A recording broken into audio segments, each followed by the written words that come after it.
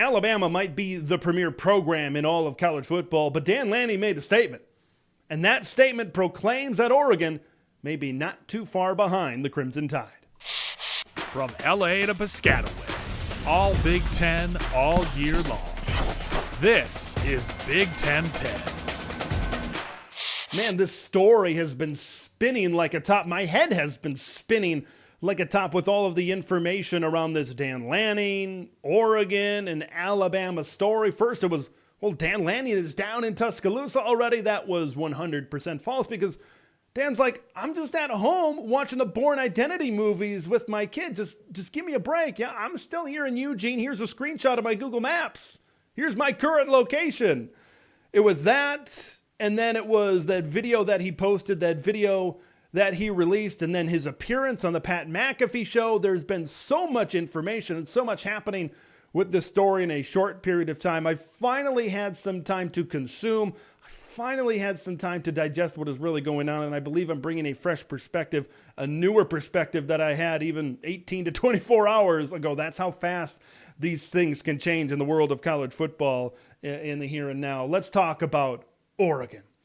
Ever since Phil Knight and Nike have put their backing into this program, Oregon has always had the resources to compete at the highest level.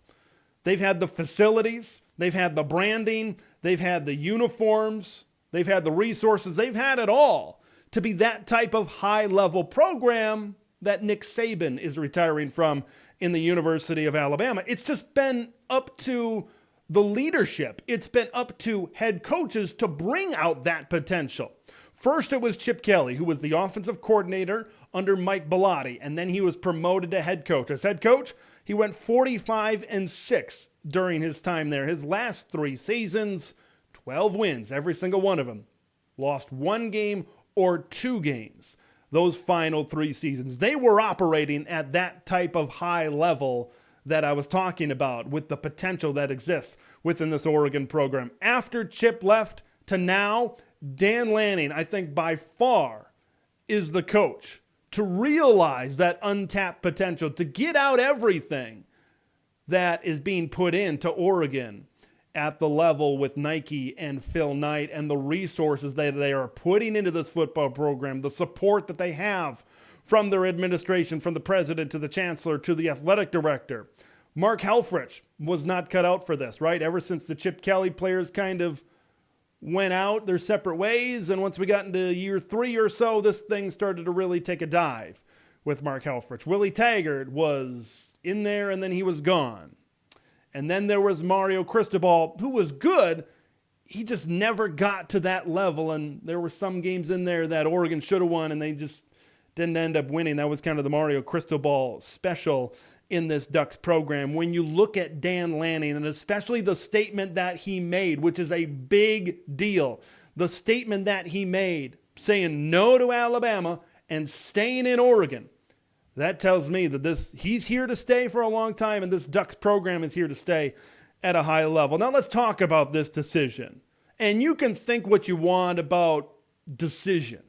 Whether it was the decision to answer the phone from Alabama, Alabama literally offering him a job or an interview or whatever it was, and Dan Lanning saying thanks but no thanks and giving Bama the cold shoulder, or whether you believe that his statement was more of correcting misinformation that said that he was down in Tuscaloosa. Whatever perspective I think that you're coming from, Dan Lanning did a masterful job at turning this thing around and promoting his program. He is fantastic, and he really understands that part. And it's not just this decision, it's how he's conducted his program before this as well that I've been able to observe this season.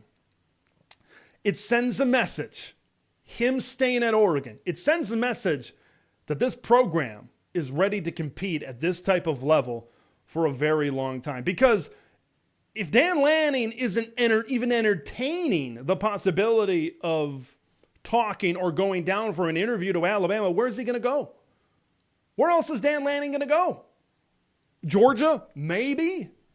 There's not a lot of other jobs. If you turn down Alabama, there's not a lot of other jobs that you're going to leave for. And maybe that's not good news for the rest of the Big Ten Conference, because this is a program that is going to compete, I think, towards the top of this league for a long period of time. Why is Dan Lanning and the Ducks? How are they going to compete at this type of level in the Big Ten Conference? Recruiting. This guy is a diehard when it comes to recruiting and talent acquisition from the high school level. Recruiting is still the roots of the program. And no one grows a program maybe better than Dan Lanning. Okay, this guy cut his teeth in his early years as a GA, in his early years in the coaching realm of being a recruiter, doing what nobody else wanted to do on the recruiting trail. And he's been able to translate that and take those experiences and turn them into maybe his best trait as a football coach. Because this Oregon team, back-to-back top 10 classes this past season, class of 2024. Okay, that's a 6th ranked, I believe, class in the country, 2nd ranked class in the Big Ten. They are bringing in as much blue chip players as any team in college football right now. He is making recruiting the priority. He is creating a base. He is creating a foundation and a culture for this program to really build off of. Now, if you're looking at this and you put yourself into Dan Lanning's shoes in terms of him staying at Oregon, and you look at the team that you have in 2024, yeah, you can probably understand why Dan Lanning came back to Eugene, couldn't you? Because this is not an I think statement. This is not an I believe statement. This is an I know statement. I know Oregon is going to compete and contend for the Big Ten championship in 2024. That doesn't mean I'm predicting them to get to Indianapolis. That doesn't mean that they're going to win the league and get a first-round bye in a 12-team playoff.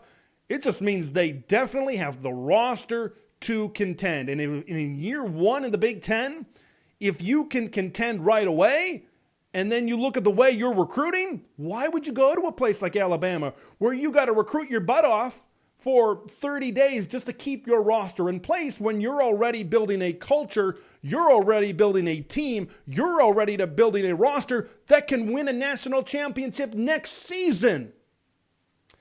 Dillon Gabriel, top 10 quarterback in most categories last season. You have a lot of those graduating or declaring for the NFL quarterbacks. So Dillon Gabriel may be one of, if not the best returning quarterback in all of college football. Oh, and you got your future secured with Dante Moore as well. In the running game, Jordan James and Noah Whittington. Okay, Jordan James, when Bucky Irving kind of got banged up down the stretch, you really saw what he can do in an RB1 type of role. He was good for the whole season, but he's going to really translate. And then you bring back Noah Whittington, who was hurt in 2023. You look at 2022, Whittington rushed for 722 yards. That's going to be a really good 1-2 tandem at running back in the Big Ten as well.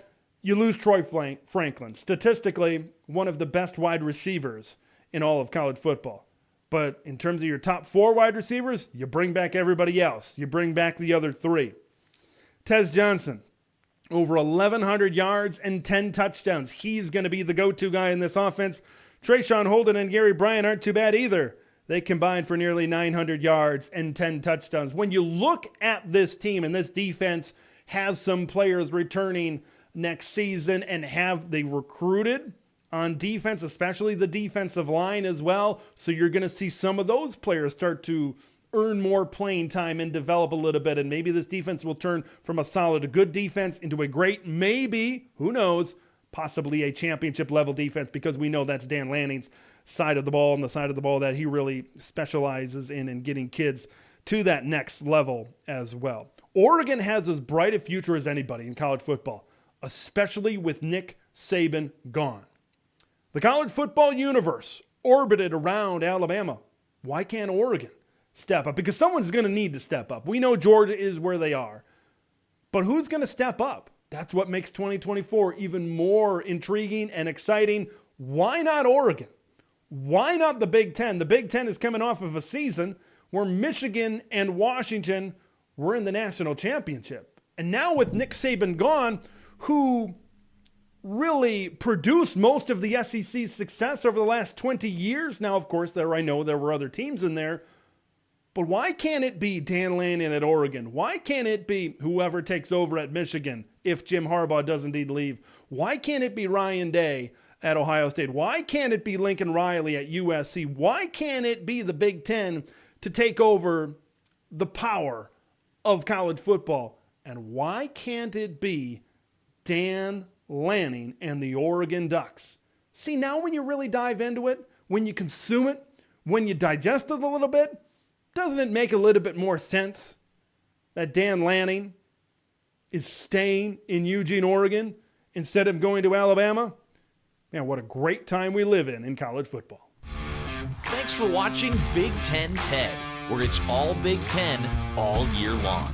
Make sure to like the video to spread the word of Big Ten Ted to the masses, and subscribe to the channel for updates on Big Ten content that drops every day.